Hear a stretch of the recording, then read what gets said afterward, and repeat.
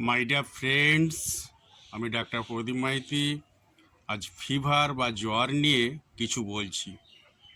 আমরা যারা জ্বরে ভুগি তারা যখন দেখবেন যে জ্বর 101 পেরিয়ে গেছে, আপনারা প্যারাসিটামল গ্রহণ করবেন, সঙ্গে অ্যান্টাসিড গ্রহণ করবেন।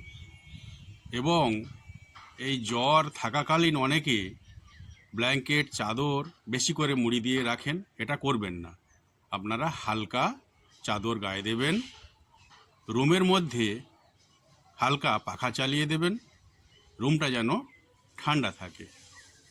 এবং আপনারা জল পরিমাণ মতো গ্রহণ করবেন।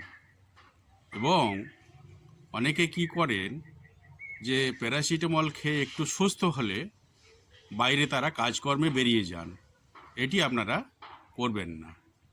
এবং যদি সর্দি কাশি কফ বুকে থাকে, ডাক্তারবাবুর পরামর্শ মতো কফ সিরাপ গ্রহণ করবেন এবং সঙ্গে অ্যান্টিবায়োটিক নির্দিষ্ট ডোজের নির্দিষ্ট দিনের গ্রহণ করবেন। সবাই সুস্থ থাকুন, ভালো থাকুন, নমস্কার।